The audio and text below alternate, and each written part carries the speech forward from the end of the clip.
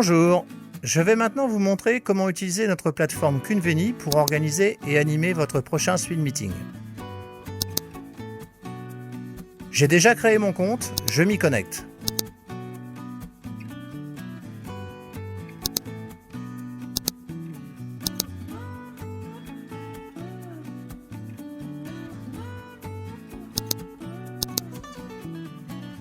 Je me rends ensuite dans la boutique Kunveni afin de le créditer d'un speed meeting. J'ai le choix entre 3 formats suivant le nombre de participants que j'attends. De 10 à 25, de 26 à 49 et de 50 à 121. Pour mon exemple, je vais acheter un speed meeting de 26 à 49 personnes. Par la suite, je pourrai acheter des packs de 5 ou 10 speed meetings qui me permettront de bénéficier d'un tarif unitaire plus avantageux. J'ajoute le speed meeting à mon panier et je le visualise maintenant en cliquant sur le caddie en haut à droite. Avant cela, j'aurais pu commander des totems afin de nommer les tables.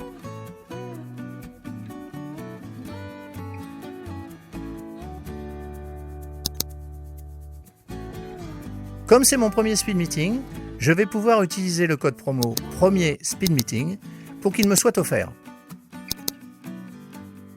Effectivement, le montant de ma commande passe à 0 €. Pour les prochains speed meetings, j'utiliserai PayPal pour régler mes achats. Je n'ai pas besoin d'avoir de compte PayPal, je peux utiliser directement ma carte bancaire. Je clique maintenant sur Passer la commande pour accéder au règlement.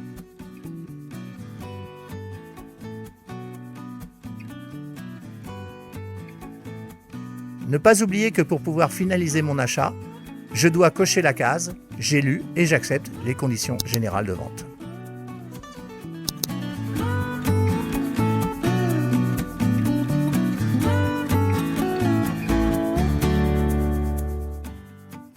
Maintenant que j'ai crédité mon compte avec un speed meeting, je me rends sur la plateforme Kunveni en cliquant ici. Je saisis l'adresse email et le mot de passe que j'ai utilisé lorsque j'ai créé mon compte et je clique sur le bouton Valider. Je vois les 3 applications qui composent la plateforme Kunveni. Pour commencer, je vais bien entendu lancer l'application Préparer vos speed meetings. Avant de créer mon premier speed meeting, je vais paramétrer 2 éléments que j'utiliserai ensuite. Le logo qui sera affiché en haut de l'application Timer que nous verrons plus tard, et les totems qui me serviront à nommer mes tables. Je commence par mon logo en cliquant sur Média à gauche de la fenêtre. Je clique ensuite sur la flèche et je vais sélectionner le fichier JPEG qui contient l'image que je souhaite pour mon speed meeting et je clique sur le bouton Valider. L'image va être automatiquement mise à la bonne taille. Si j'avais acheté des totems standards de Kunveni ou que j'avais mes propres totems numérotés à partir de 1, je n'aurais pas besoin de créer de liste de totems. En l'occurrence, j'avais commandé des totems personnalisés que j'avais achetés dans la boutique Kunveni. Aussi, je vais devoir créer cette liste de totems. Je clique donc à gauche sur Totem, puis sur le bouton Ajouter une liste. Il faut tout d'abord indiquer de combien de totems est composée ma liste. Celle que j'ai commandée en contient 7. Je dois ensuite nommer ma liste. Comme mes totems sont des noms de capitales, j'indique tout simplement 7 capitales. Je dois ensuite saisir les noms des totems et donc les 7 capitales qui composent ma liste de totems. Je termine en cliquant sur le bouton Valider. Dans le menu de gauche, je clique maintenant sur Contact. La fenêtre qui s'affiche permet de complètement gérer la liste des personnes ayant déjà participé à mes speed meetings ou susceptibles d'y participer. Comme c'est mon premier speed meeting, je n'en ai pas besoin. Tout est prêt pour que je crée mon premier speed meeting. Dans le menu à gauche, je clique sur Speed Meeting. En haut de la fenêtre, je vois que j'ai bien un crédit d'un speed meeting pour 49 personnes. Pour l'utiliser, je clique tout simplement sur le bouton Créer. On me demande maintenant de saisir les propriétés de ce nouveau speed meeting. Son nom tout d'abord, il est très important car il sera affiché en haut de la fenêtre du timer qui sera visualisé par l'ensemble de mes participants. Pour mon exemple, je saisis Speed Business Meeting Kunveni à Paris. On me demande maintenant de choisir une date. Celle-ci est primordiale car je ne pourrai démarrer mon speed meeting que ce jour précis. Je pourrai toujours modifier cette date tant que le speed meeting n'aura pas démarré. Je sélectionne donc la date d'aujourd'hui pour ma démo. La 3e zone de saisie permet d'indiquer le lieu et est purement informative. J'indique Paris. Très important. Quand vous créez ou que vous modifiez votre Speed Meeting, vous devez utiliser le bouton « Sauver » en haut à droite pour que vos modifications soient conservées. Mais rassurez-vous, si vous essayez de changer de fenêtre sans avoir sauvegardé vos modifications, Kunveni vous alertera et vous proposera à ce moment-là de les sauvegarder. Je vais maintenant sélectionner mon logo. Pour cela, je clique sur le bouton « Mes logos ». Il me suffit ensuite de cliquer sur le logo de mon choix pour qu'il soit utilisé et affiché dans l'application Timer. Je vais ensuite choisir la liste des totems que j'utiliserai. Par défaut, on me propose la liste standard numérotée de 1 à 7. Je choisis la mienne à la place, donc les 7 capitales. Je peux également personnaliser la palette de couleurs qui sera utilisée par l'application Timer.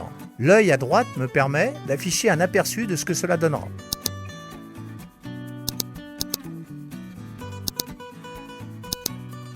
Maintenant que mon Speed Meeting est paramétré, je le sauvegarde. Je peux maintenant sélectionner l'onglet « Participants au Speed Meeting » en haut à droite. Pour ajouter mes futurs participants, je dispose de différentes possibilités.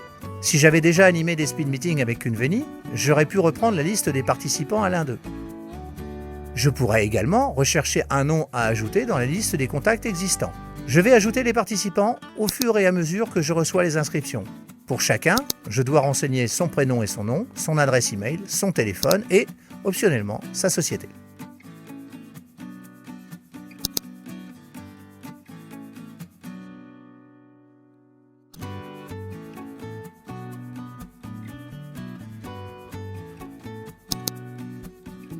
Je peux également importer une liste de participants grâce à un fichier CSV. Je clique sur la flèche pour sélectionner le fichier. Puis, il ne me reste plus qu'à sélectionner les différentes colonnes dont j'ai besoin.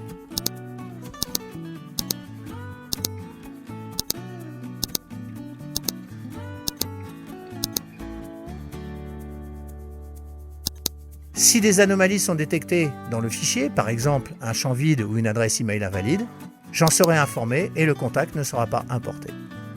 Tant que mon Speed Meeting n'est pas démarré, je peux modifier tous les paramètres et je peux gérer complètement la liste des inscrits en ajoutant ou en retirant. Le jour du Speed Meeting est arrivé et je suis prêt à accueillir les participants. J'ai déjà installé l'ordinateur raccordé au projecteur et à la sono qui me servira à exécuter l'application Timer. Aussi, je vais utiliser mon smartphone ou une tablette pour exécuter l'application d'accueil de Kunveni.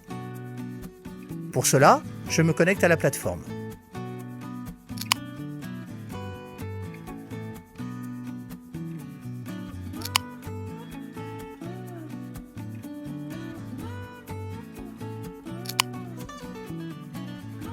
Le Speed Meeting prévu pour aujourd'hui est affiché. Je clique sur le bouton « Ouvrir ».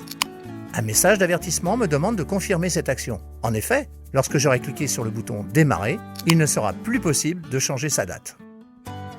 Je vois la liste des personnes que j'ai précédemment inscrites. Quand un participant se présente, je recherche son nom dans la liste et je clique sur le bouton « Accueillir ».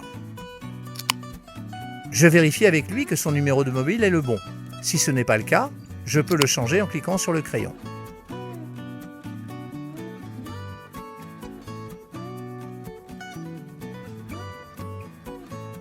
Lorsque je valide, il reçoit un SMS comme celui-ci. Il lui indique son numéro de participant, qui sera utilisé pour déterminer la personne qui parlera en premier au début de chaque tour de table, ainsi que la liste des tables auxquelles il s'installera successivement. Pour lui faciliter son installation, je clique tout de suite sur le bouton « Parcours » et je lui donne le nom de la première table à laquelle il doit s'installer. Si une personne non inscrite se présente et qu'elle a déjà participé à un Speed Meeting, je saisis quelques lettres de son nom, puis je l'ajoute.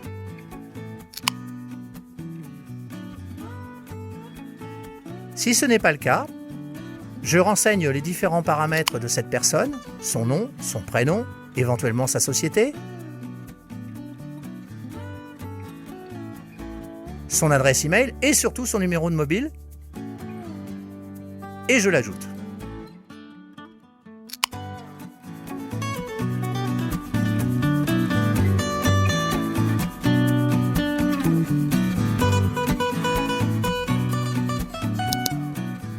L'heure de démarrer les tours de table du Speed Meeting est arrivée. Sur l'ordinateur raccordé au projecteur et à la sono, je vous recommande très fortement d'utiliser Chrome pour accéder à l'application Timer. La première chose à faire est d'ouvrir la fenêtre de paramétrage.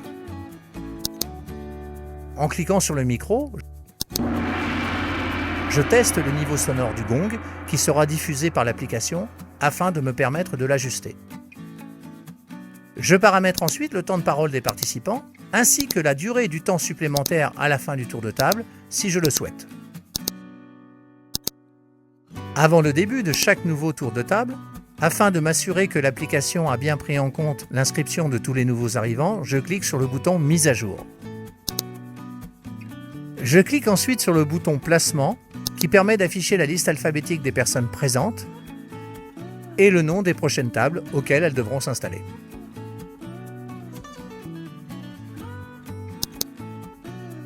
En suivant le sens de la flèche à gauche qui est vers le bas ou vers le haut, j'indique aux participants si le premier à parler sera celui qui a le numéro le plus élevé ou au contraire le plus petit.